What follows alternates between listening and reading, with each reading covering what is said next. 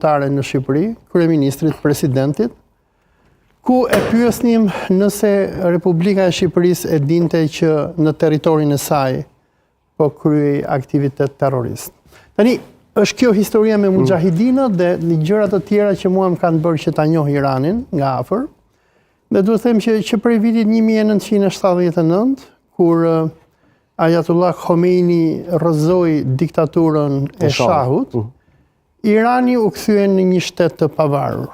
Dhe Irani është pak a shumë sikur Kuba e Fidel Castros, sikur Venezuela e Chavezit, një republikë revolucionare e cila nacionalizoi naftën e saj dhe kërkon që të bëj politikat e saja në lindjen e mesme. Gjë që nuk do të thotë demokratike, apo jo?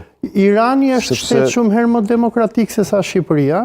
Irani është një republikë parlamentare, është teokraci, sikur edhe Izraeli është teokraci, Vatikani është teokraci, në një farë mënyrë edhe Shtetet e Bashkuara të Amerikës me këta evangelistët zionistë që po marrin pushtet, po kthehet në një farë teokracie, edhe pse nuk është saktësisht ashtu.